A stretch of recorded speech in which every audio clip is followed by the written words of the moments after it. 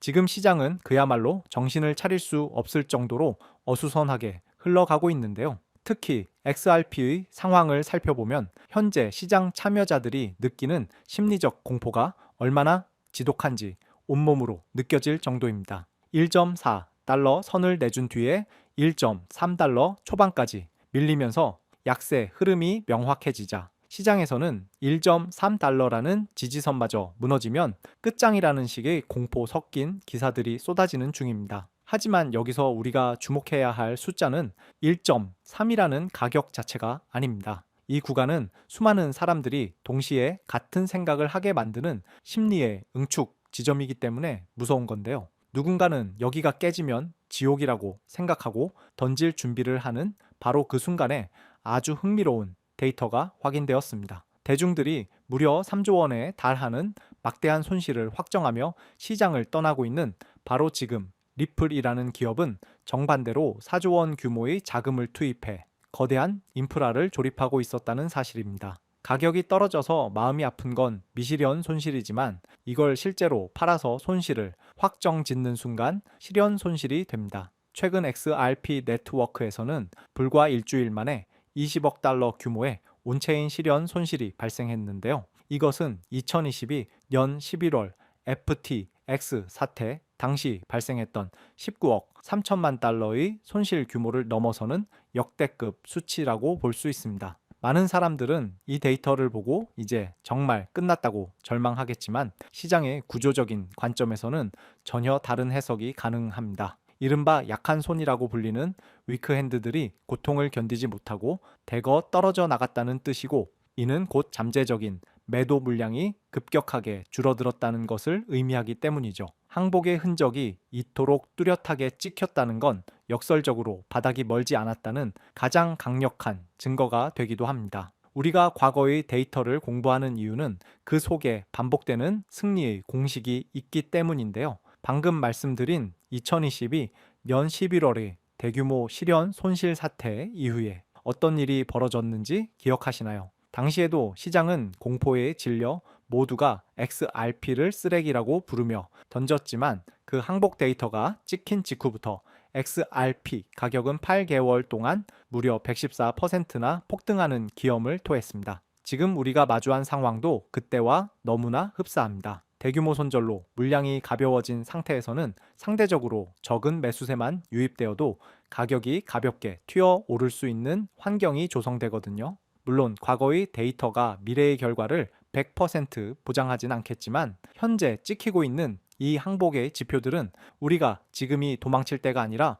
오히려 저점을 단단히 다지는 과정임을 인지해야 한다는 것을 말해주고 있습니다. 최근 리플 커뮤니티에서 가장 뜨겁게 논의되는 문장이 하나 있습니다. 바로 무언가 큰 것이 준비되고 있다는 건데요. 분석가 폴 베러는 클래리티 액트와 연결된 아주 거대한 기회가 평범한 사람들의 눈에는 보이지 않는 곳에서 무르익고 있다고 언급했습니다. 단순히 자극적인 티저라고 치부하기엔 리플의 수장 브래드 갈링하우스의 발언이 상당히 구체적입니다. 그는 클래리티 액트가 오는 4월까지 통과될 확률이 80%라고 공언했는데요. 이 법안이 상원은행위원회 마크업 절차로 향하고 있다는 점은 이제 규제 명확성이라는 모멘텀이 단순히 희망사항을 넘어 구체적인 행정 절차의 영역으로 진입했다는 것을 뜻합니다. 소문에 흔들리기보다 법안 절차가 실제로 어디까지 갔는지, 그리고 RUSD의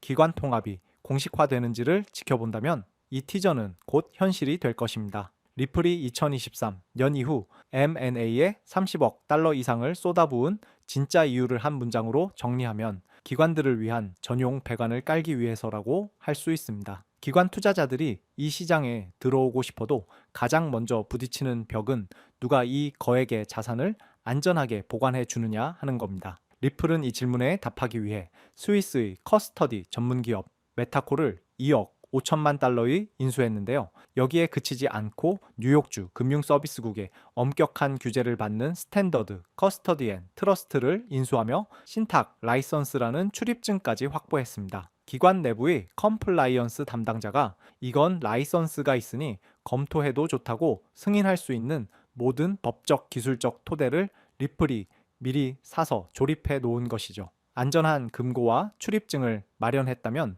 그 다음은 실제로 어떻게 거래하고 정산할 것인가의 문제입니다. 리플은 2025년 들어 이 실전 인프라를 채우는 데 집중했었는데요. 연간 3조 달러를 300개 이상의 기관을 위해 청산하는 히든로드를 무려 12억 5천만 달러의 인수한다는 소식은 시장에 큰 충격을 주었습니다. 특히 여기서 RUSD가 담보 자산으로 사용된다는 점은 리플이 단순히 코인 가격을 올리는 게 아니라 기관들이 매일같이 사용하는 거대한 금융 인프라 그 자체가 되려 한다는 것을 보여줍니다. 또한 스테이블 코인 결제 플랫폼인 레이를 인수하며 국경 간 결제의 마지막 퍼즐까지 맞추고 있는데, 이는 리플의 네트워크가 이제는 이론을 넘어 실제 기관의 실무 데이터로 증명될 준비를 마쳤다는 것을 의미합니다. 리플의 전략 중 가장 소름 돋는 부분은 바로 지 트레저리 인수입니다. 이 회사는 전 세계 1000개 이상의 글로벌 기업 재무팀이 사용하는